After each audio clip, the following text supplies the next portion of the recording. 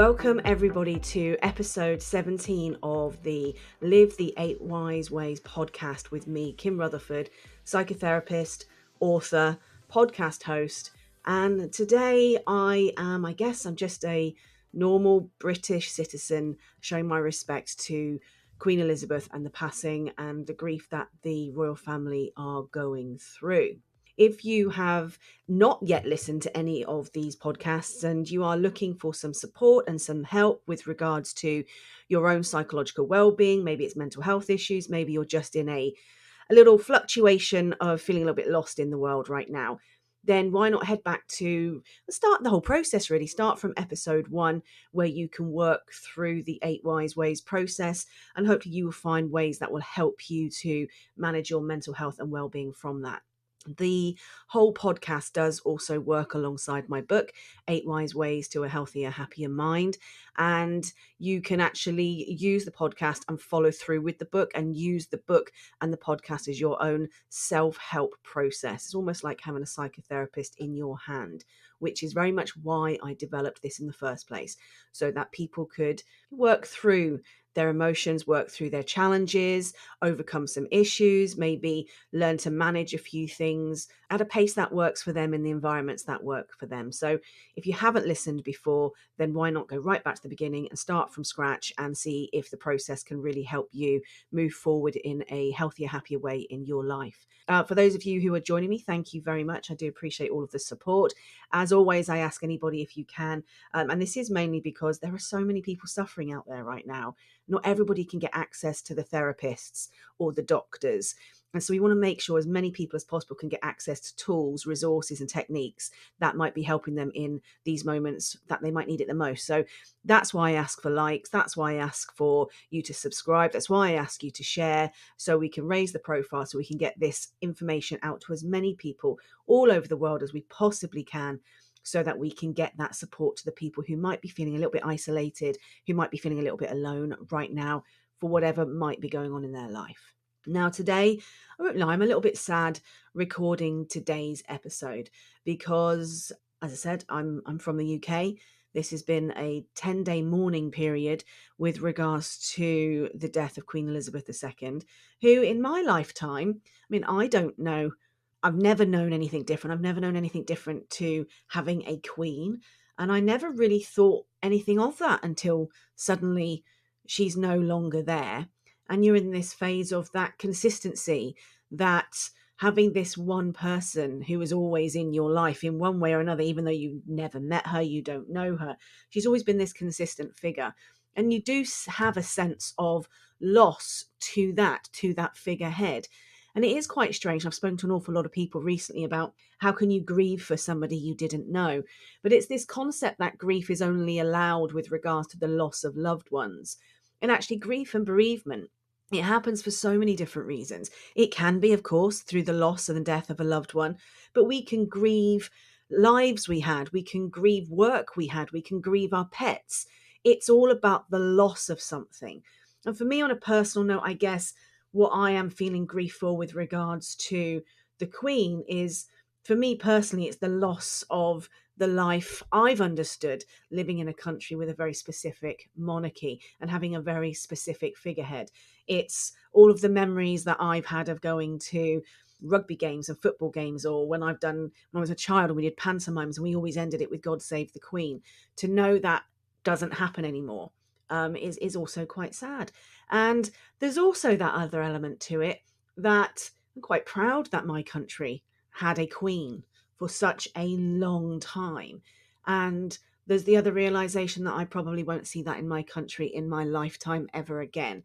And I wish every king that follows in our current king's footsteps all the luck in the world with the role. I don't think it's an easy role in any way, shape or form. But I am truly sad as a woman to no longer have a queen as my monarch. So that's why I'm sad. People can be sad for lots of different reasons. Don't judge us for it. We're living our lives. We're doing the best we can. But I thought that in today's episode, I wanted to focus it on grief and bereavement, because the reality of what's happened in the last 10 days in the UK doesn't overshadow the fact that there are millions of people all over the globe who are experiencing genuinely the grief and loss of their own loved ones, or what they are experiencing is almost a reminder of what losing those loved ones may have felt like. But there's also those people who are going through the grief and loss of those other things I've told you about as well. They're grieving a relationship that may have broken down. They're grieving, the loss of a job they may have loved or a career they may have loved.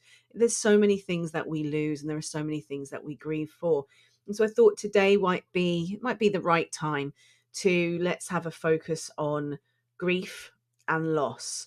And because in these episodes I always talk about it's the 8 wise ways, I thought that this episode I would talk about 8 broken down into 2 sets of 4, and talk about the 4 phases of grief, so that if you are experiencing grief right now, you can have some understanding of maybe what phase you're in and how far you've come and the movements that you're going to have moving forward. And so you can start to help manage yourself and look after yourself and be kind to yourself as you do navigate through those 4 phases.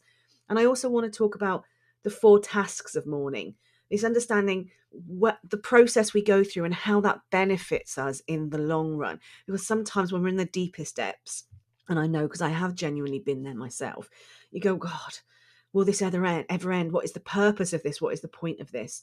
And the human mind is an amazing thing, and it does provide us with purpose in a lot of the things that we do. So I thought today 8 wise ways is going to be covered in 2 sets of 4, the 4 phases of grief and the 4 tasks of mourning. So that's where we are going to work with today on this very poignant episode, I guess, with regards to everything that's going on in the world at the moment. And I just want to start by saying is if you are genuinely feeling loss and grief at the moment, if you have recently lost someone, I truly am thinking of you, and my thoughts are with you, and it is a very difficult time. So I hope it doesn't last horrifically long for you. So let's get started. The 4 phases of grief. So back in the 1970s, there was a British psychiatrist. His name was Colin Murray Parkes, and he worked with a psychologist named John Bowlby. Now, for any of you out there who've ever done anything in psychology, the lovely John Bowlby pops up an awful lot. And what they did is they proposed this concept that involved these key 4 stages or 4 phases of grief. These 4 phases that if you're experiencing grief and loss, that you will go through. Now, the first one is this concept of shock and numbness. So this phase takes place immediately after the loss. And the concept of it is that in this moment, the grieving person feels numb. It's a self-defense mechanism, which is basically helping that person to survive their own emotions, which are really strong, and they're coming through thick and fast straight after we experience the loss of someone. So in the first instance, we have this concept of shock and numbness, a way that the brain allows you to manage the overwhelming sense of all of those emotions rather than have to experience every one of them in its toughest and strongest and most intense format. Your brain allows you to feel a numbness instead, which comes from that shock, but it allows you to survive those initial few hours, those few days, and for some people, few weeks. I want to make clear on these 4 phases, there is no specific timeline. You do not have to process anything at a certain pace.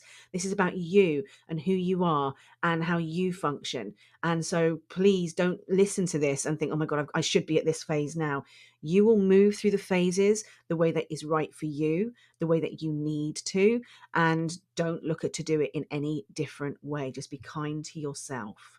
When we've moved through the shock and numbness phase, we then move into this phase of yearning and searching. And sometimes you might hear this known as the pining stage. It's when we're missing that person so much, or we're missing that process so much, or that thing so much, that we're longing for its return. And we're longing for it to be filling up this void that we now feel because this person or this thing is not here in us anymore. And this is when we start to feel those emotions. The numbness is died down, those feelings are coming through, and they're starting to get expressed. So this is when we start to feel emotions such as that uncontrollable weeping, that uncontrollable crying that can come on at any stage. It doesn't take very much to trigger it. This is when we can also feel that intense depth of anger. Anger at the loss, anger at why we're feeling the loss, anger at why this thing, this person, these people, this experience is no longer with us. We can also feel incredible anxiety at this stage as well. What's the world going to be like? How are we going to cope? How can we get through this? We can become very preoccupied within this process.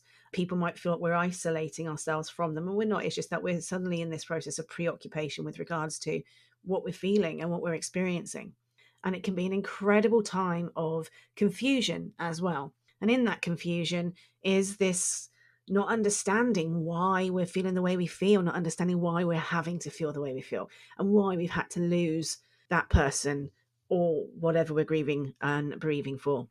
It's a very difficult time, the yearning and searching stage. And as I said, if you are in that stage, you just have to process it the way that you process it. Do it at your pace, do it the way that's working for you. There is no right, there is no wrong way to this. It is literally just allowing yourself to be yourself. That concept of a day at a time really matters at these stages.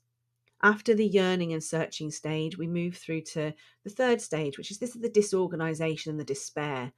And this is when you might feel the desire to withdraw dramatically and disengage from others.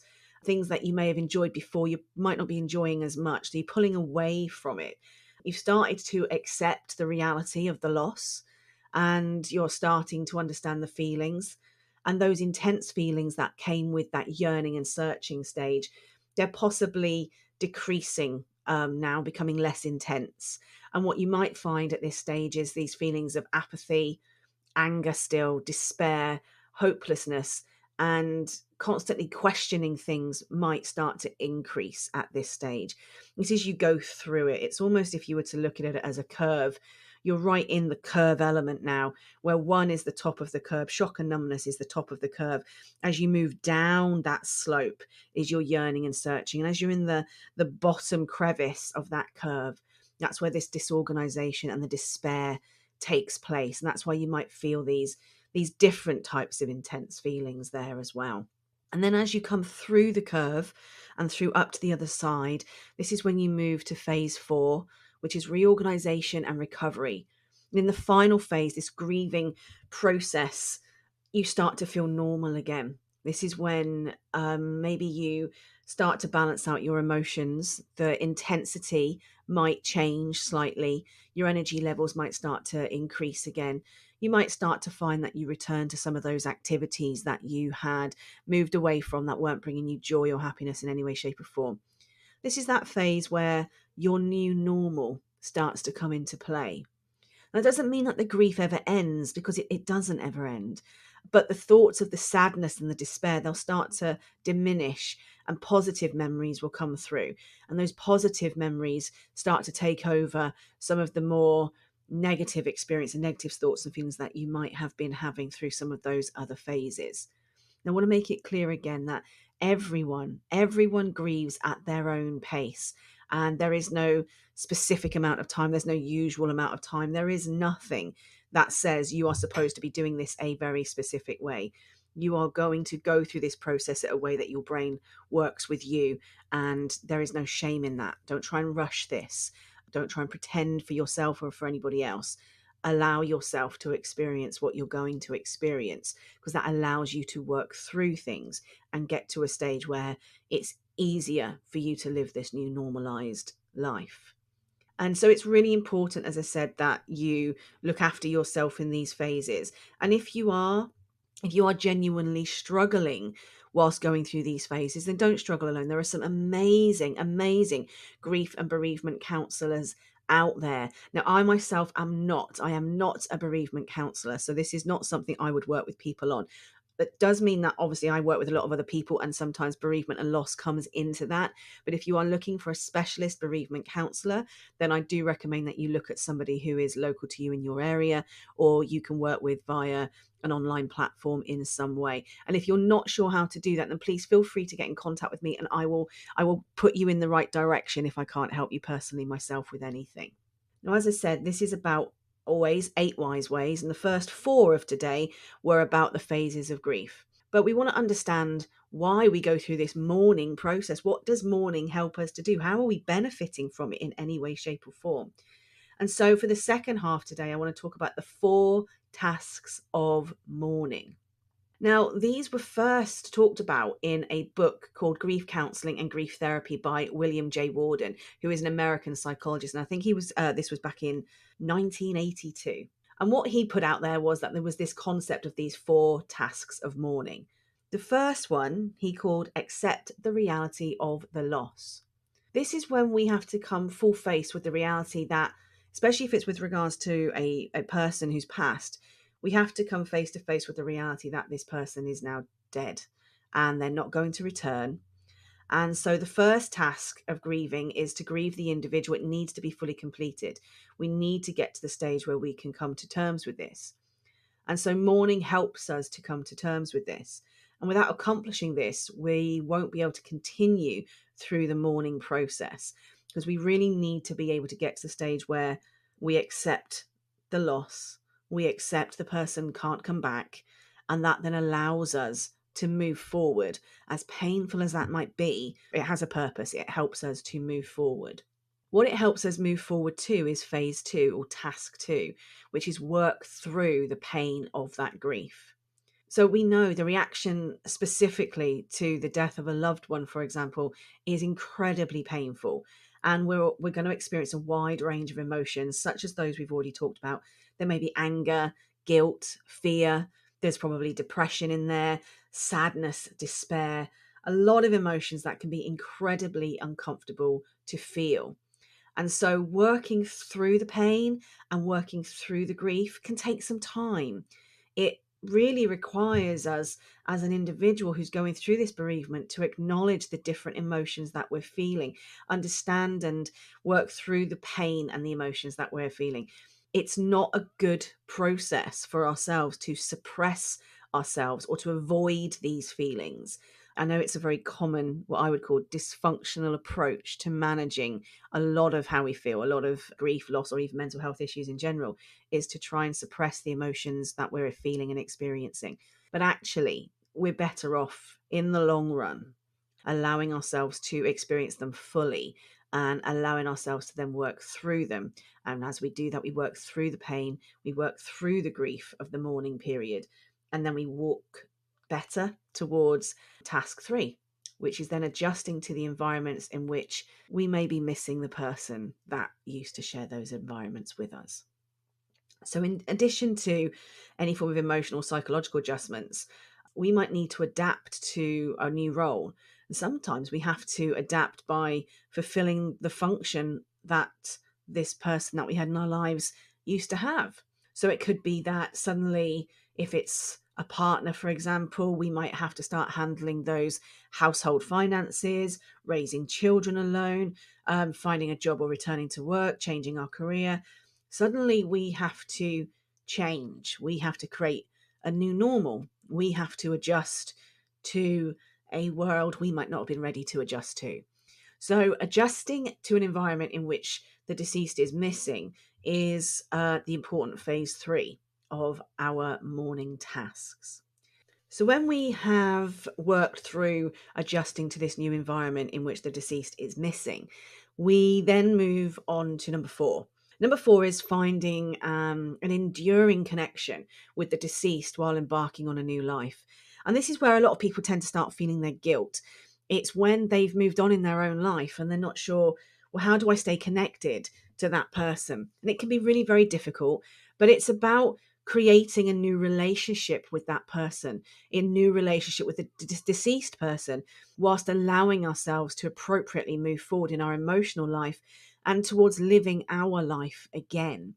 So it requires letting go of the attachments. So these maybe some new meaningful relationships can begin to form, but also that we create a new meaningful relationship with the person that is no longer with us. So working through these 4 tasks of mourning, it can really help us come to terms with our loss. It can help lead us towards some form of new normal, but it doesn't stop us going through the grief process overall.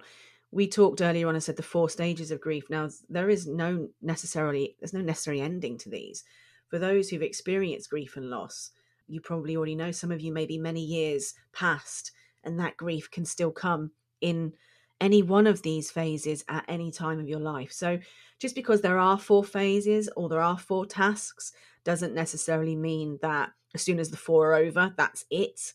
It is cyclical. It can go in a cycle. And when we have had amazing people or amazing experiences in our lives, it's not surprising that they stay with us for a long time. And therefore, feeling the loss with regards to them for a long time is very normal as well. So as I said, this is a different type of podcast episode today. I don't want to be sad, but it's hard not to be. So I just wanted to make sure that I was making it very clear that although the world seems in mourning of Queen Elizabeth at the moment, it doesn't detract from the fact that many millions of people right now are mourning the queens and kings in their own lives. And I wanted to make sure that if you are that person, if you are experiencing grief and loss at the moment, that you're not alone, and there are ways to work through it, and don't expect it to move forward quickly. It doesn't have to move forward quickly. It can move forward at the pace that works for you. Everything you're experiencing, as painful as it is incredibly normal. And one day you will feel a bit better. And time, as they say, is a great healer. And it's never a truer saying than when it comes to grief and loss. So as I said, personally, I am not a grief and loss counsellor, and therefore I don't specialise in this area. But I have worked with people who are experiencing other situations, other issues that I do specialise in, and obviously grief and loss may play a role in that. Hence, I felt the need to talk to you guys about it today. But as I said, this was very specific with regards to, as I said, I'm British, and it's been a very poignant and thought-provoking week this week with regards to what grief really is, what loss really is, how we're experiencing it, how, one person can touch millions of people in the world even though you've not met them, and being thankful for the people that come into our lives who leave us at some stage, but leave behind amazing memories, amazing thoughts, and love that is incredibly deep.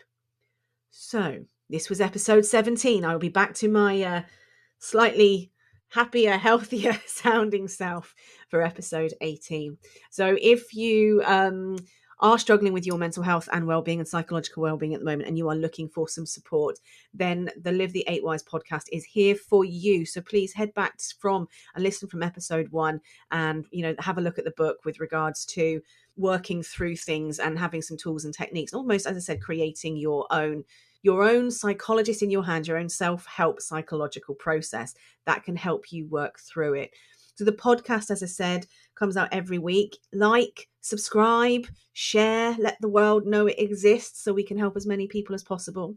My book, 8 Wise Ways to a Healthier, Happier Mind, is available everywhere you can get a book. So the usual places, the big guys, the Amazons, etc., and also from me directly if you come to 8wiseways.co.uk and head to the store there as well.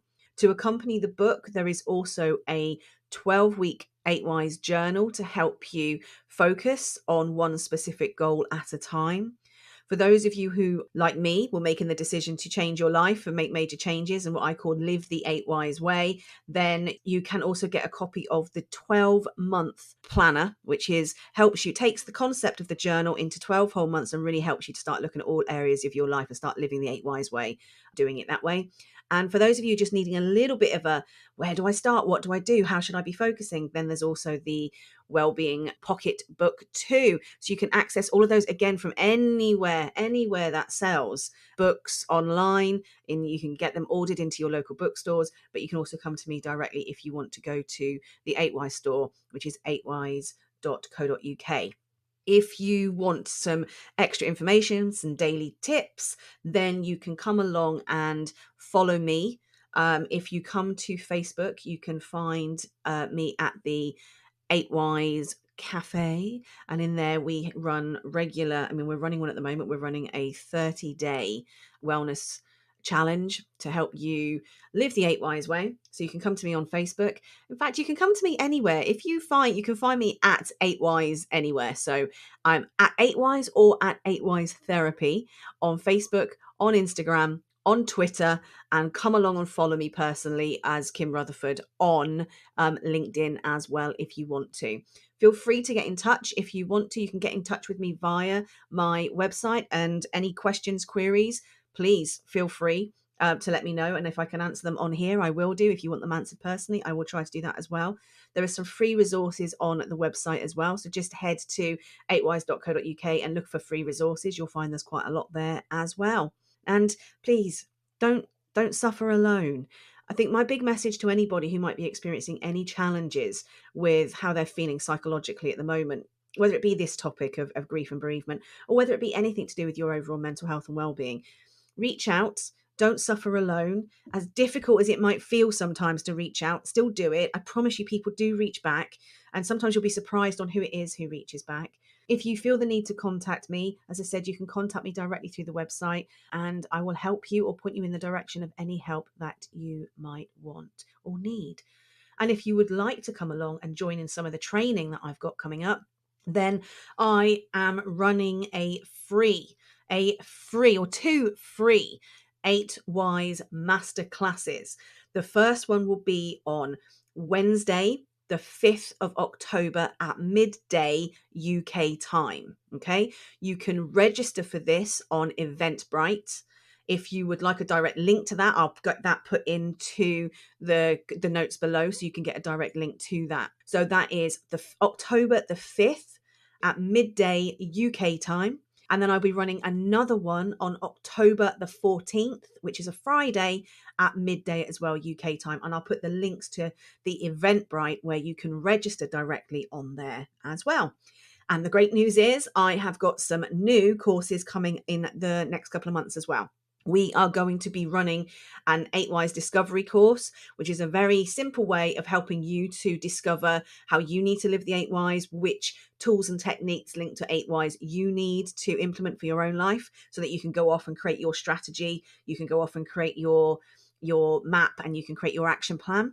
And then if you're somebody who really wants to go into it in a lot more detail, and you're somebody who really wants to go through the process as if you were working me on a one-to-one, when we go through it in a lot more detail, we create the strategy together and we work through that strategy together, really creating a personalized action plan together. Then the 8 Wise Accelerator course is coming your way very soon as well, where as a group we will do that. We will support each other and we will take you through that process from the very beginning of your self-evaluations right the way through to you effectively living the 8 Wise way for a healthier, happier mind. So that's the group programs that are coming up, the 8 Wise Discovery and the 8 Wise Accelerator. If you are someone who prefers to work one-to-one, then there are coaching programs available. You can work with me directly. I do work with some people directly. So I have two main 8 Wise programs. I have the 8 Wise Business Therapeutic Coaching, which is for those people who run businesses. So we're talking at our CEOs, our business leaders, our entrepreneurs. And what that does is it's really a coaching program that helps you to manage the psychological impact of having a very high level role in big organizations, and how the different responsibilities you have can have an impact on you psychologically. So it's a coaching program that supports you with business coaching, therapeutic coaching, and also some life coaching in there as well to help you navigate all of those challenging days and the challenging moments that you have in the everyday business and how they impact the wider part of your life. So that is the 8 Wise Business Therapy process. And I will put the details of this in the comments as well. And then on top of that, we also have, for everybody else, it's your standard brilliant model, which is the 8 Wise Therapeutic Life Coaching Program, which again takes you through, if you're at that stage in life where you're going, no, I've got to look after my mental health better, I've got to look after my psychological well-being better, I'm at a fork in the road, I'm a little bit lost, I'm really not sure where my life's going right now, and I'm not feeling great about it, then learning to live the 8 Wise way through that coaching program will be really helpful. And the reason it's a therapeutic coaching program is because what I do is I combine the psychological elements of psychotherapy with the coaching elements of a good coaching program and model. So what we help you do there is heal from the past, manage the challenges of the present, and then create a healthier, happier future and a better quality of life. So if you are wanting to start living the 8 Wise way, then you have the option. If you don't want to do it on your own using the books and the podcast, then you are very welcome to come on to any of the courses. As I said, we've got the free masterclasses coming up in October, and we have the 8 Wise Discovery and 8 Wise Accelerator coming up shortly after that. So there'll be more details everywhere about that for you. And then if you are looking to reach out and work with someone one-to-one, then get in contact. And I do take on one-to-one clients as well. So you don't have to learn to live the 8 Wise way on your own. I have got your back. I will be with you every step of the way in as many different formats that suit you as I possibly can. So that is the end of today's episode. As I said, a slightly different pace to normal, but I think it's an important one to have covered. If you are struggling with grief and loss, I am very sorry, genuinely very sorry for your loss. And I wish you well on your bereavement and grief journey. I genuinely do. Thank you to everybody for listening. As I said, if you can go back, listen to previous ones, like, subscribe, share. And I hope you'll join me, Kim Rutherford, psychotherapist, author, and creator of 8 Wise, on the next episode. And until then, take care, look after yourselves, and I will speak to you very, very soon. Bye for now.